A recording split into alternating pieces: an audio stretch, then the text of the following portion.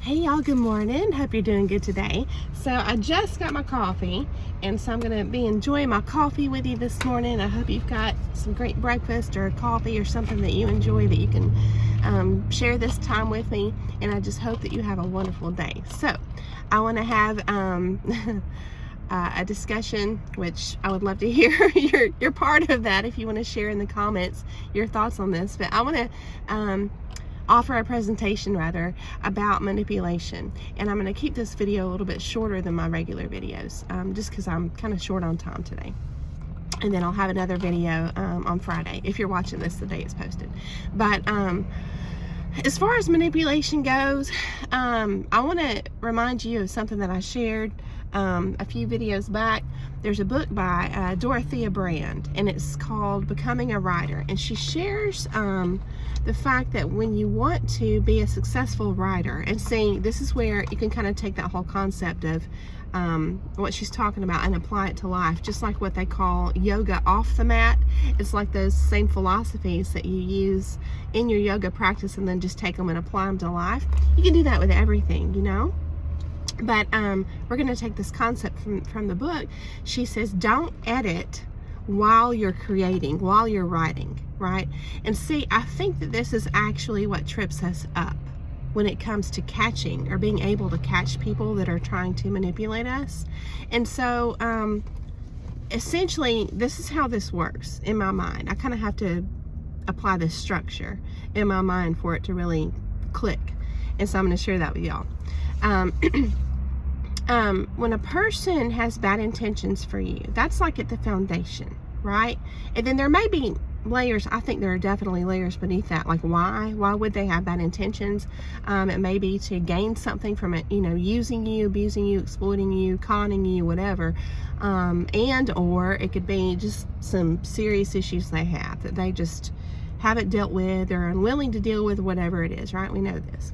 But that, because all of that's like the unknown, you know, it's kind of like you just understand there's this unknown piece underneath. So as far as the part that we know, that's really, I feel like, pretty factual, considering that it's identifiable, there's a pattern, and it's consistent, you know, among survivors of abuse, psychological abuse. So in saying that, we can propose or theorize or whatever that the foundation here with the structure of understanding how this works is that they have bad intentions for you, okay? And so that's their motivation to manipulate you, right? And then as part of that manipulation, there's lies that are thrown in there and all this other stuff, okay? So I think this is just kind of what I've come to the awareness of. I think that the reason why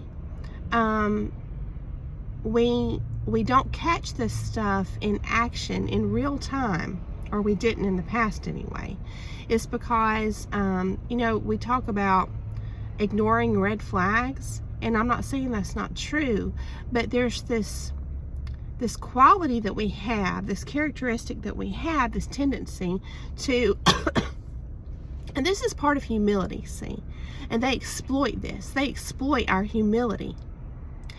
But we have this tendency to do exactly what Dorothea Brand says not to do in her book, which is we edit along the way. We're checking ourselves like every step of the way, which can be a good thing, but then again, it can be a bad thing because it can be used against us, see? So this is kind of like, you might view it like a pearl, right? It's kind of like, the more you learn about yourself, the more you're able to identify what your pearls are and keep them safe. And so, essentially, what this means is they've been able to get away with stuff because we'll catch something that feels off, and now we're getting into the meat of my message, okay? This is the biggest way to catch a manipulative person. It's simply noticing something is off. as you're interacting with them. That's it. You don't have to, the editing part that gets us to trip up and then just let it go, like immediately, almost subconsciously, and then it's not even registered in our mind. That part of it is where we notice something that is off, but since we can't understand it or make sense of it or find some kind of factual basis for it, you see what I'm saying? We can't really identify it, put our finger on it, whatever. Then it's just immediately dismissed. See? So that's like I feel like an automatic process that happens in our mind that works against us. And again, I think it's just part of humility, but this is part of what makes us vulnerable with a manipulator. Okay? So what happens is, this is just kind of my train of thought. I just had to share it with y'all this morning. Once we are able to start connecting dots and we come into this awareness of what's going on in all this, this kind of stuff that I open with, for me, it came to me much later, right? But I'm talking about like right when you come into the awareness now. That's what we're talking about now. And you start catching this stuff instead of dismissing it immediately. They're going to be really hyper vigilant and watching you, okay, paying attention, so like zoomed in on you, because if you notice, as you come into your awareness, they're like that all the time. I mean, these people are just so attuned to you. Why? Because they want to be sure that you're not catching on. They're looking, see, for any signs that you're waking up, that you're going to catch on to what they're doing, that they're manipulating you. They don't want you to figure that out, okay? So, excuse me, coffee time.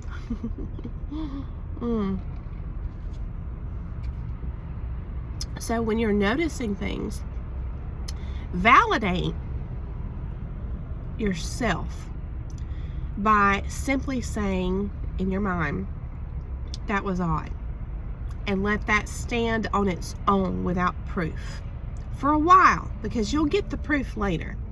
If it's truly a manipulative person, you'll get the proof later. But just validate yourself enough that the fact that something is odd alone is important. Okay. So they're looking for these signs in you, okay? And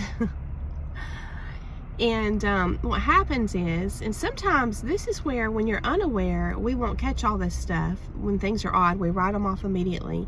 And it's this next part that makes us wake up, okay? This is where they kind of do it to themselves. They're so hypervigilant watching us sometimes, afraid that we're going to catch on, looking for any signs that we've woken up. And we haven't. We're just totally oblivious still, okay? What can happen is they can mistake something we say or a reaction or whatever as a sign that we've woken up or caught on to them, and we haven't, but they react, and they they change their tactics. They change the way they interact with you. They even kind of like reword something, or just try to cover their tracks. In other words, they're very reactive, and you're going to see a change, a shift, okay? And it's the shift in them that doesn't make sense, that's also odd, that really catches your attention. And so in that way, they tell on themselves. You see what I'm saying? And so it's almost like, I bet there's like some kind of law out there. I don't know if it's like a Murphy's Law, or I don't know what it's called, but I think there's something out there I've heard before that, whatever it is you're trying to avoid is what's gonna happen, or something like that.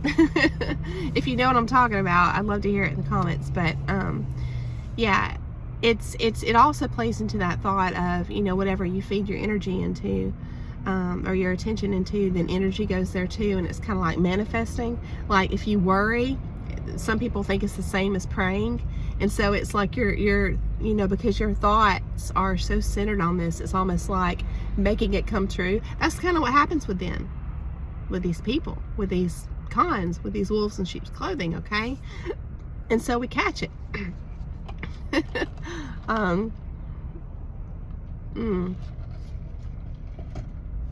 Now, there are some cons that think they're really slick and they're not. Y'all know this. And it's the kind of thing where, and again, that one of the biggest factors you're looking for is deceit. Okay, or I would say right up there is just being able to identify that they're not authentic and genuine. Okay, I mean, down to just even sharing their thoughts and opinions, or what seems to be that they're sharing their thoughts and opinions, and then you realize they're repeating what you said. Literally, I've experienced this many times. But when you're just, casually chatting with a friend or family member, you're not thinking about documenting what you're saying, even like in your mind. And because it's not important, you're just sharing your thoughts and feelings. And so you can miss so much when it's just, regurgitated back to you like their thoughts and feelings. And then, but once you've made this shift and you're waking up, you're going to catch more and more and more of these. And then you realize this person, like I was talking about ghosts, there's nothing to them. You don't even know who they are, and maybe they don't even know who they are. It's really creepy. So, yeah. So anyway, with the cons that it's really obvious, you can have like a legal document, okay? I'm talking like a driver's license or anything or whatever it is, a piece of paper, whatever that's substantiated legally, like as fact. And you can hold this up to these people and they'll deny it. they're like that crazy. But what I'm talking about, that's really important are the ones that are harder to detect, okay? The manipulators, the people that, again, you want to know your enemy, right? You want to be wise as serpents, really, really important. And some of them are little snakes. They're not these big, huge, giant, monster creatures. And so it's not always obvious. Those are the ones that are not obvious that we really need to look out for. And so as you've, come out of this bad situation and you're learning more and more and more, that to me is what I want to focus on, are the ones that are just not obvious. Because I feel, I think we can all say that, we've learned a lot, and we feel like as far as, the more obvious a person is and not being genuine and being a liar, it's going to register with us quicker. But the ones where it's not obvious, that's important. So again, going back to understanding that what you're looking for, lies are not always easy to find, but if you keep in mind authenticity and being genuine, what does it mean to be genuine? That is a wonderful lens to look through. Okay, a wonderful, wonderful lens. And it's going to bring their charade to an end a lot quicker, okay? And then the more and more and more you validate yourself, right? And you start, the more you validate yourself, like, that's odd, but you don't know why these things are odd. See? You can compare your interactions with this person to your interactions with your other friends or family members. That's going to give you perspective, see? And that's going to be huge. So again, you can identify all these things that are odd and not know why, and that's okay. It's kind of like who they truly are, which isn't genuine, at least not with you, will leak out in all these random ways, and you're going to catch those leaks, and they're going to register as signs even without understanding what it's about. You're looking for what's not genuine. You're looking for what's odd. Okay? So, again, the best thing is, as you're doing this, if you can remember, they're watching you carefully to make sure you're not catching on. So if you can keep any signs of your awareness, you know, from coming out, then that's going to be best for you, because then that will prevent them from changing their tactics with you. Okay? So, I hope this is helping. You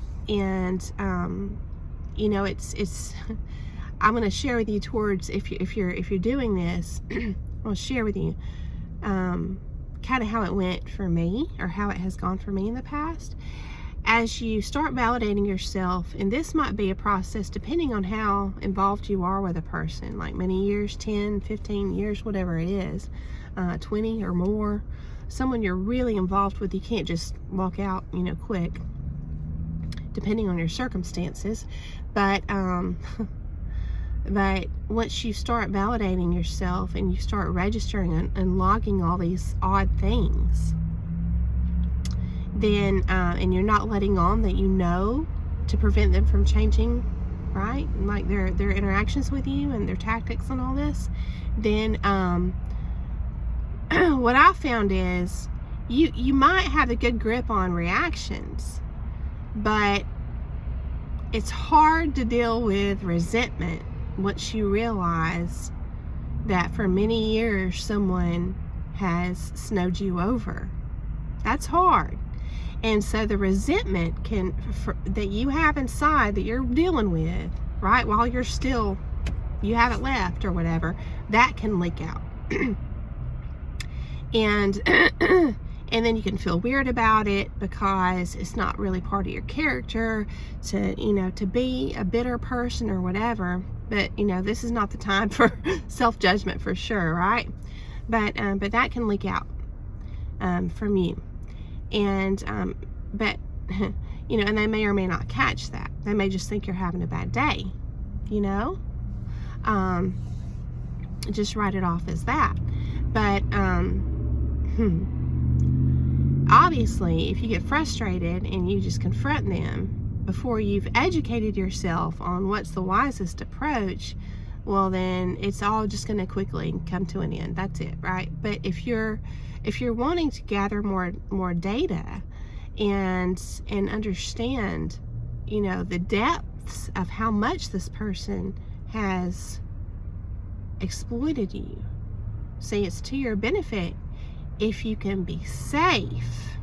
If that's a question, safety is a question, I always recommend to just get to a place of safety as quick as possible. Get the help you need, the assistance, whatever.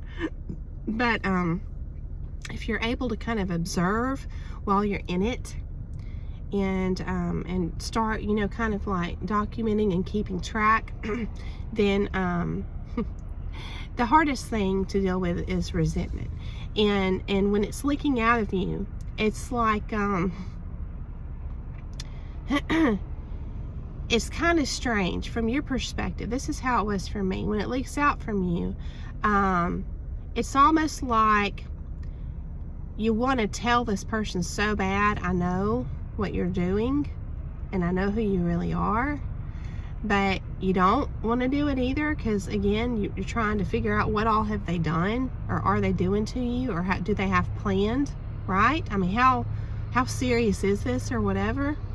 But these things that are coming out are like also validating to you, or can be, because it's like, if you respond, if you recognize the resentment you have and you validate these feelings you have, instead of these things leaking out accidentally and being reactions, you can get a grip on them inside first, and they can be intentional when something is said, and that can be validating for you and sustain you in those last few months or whatever.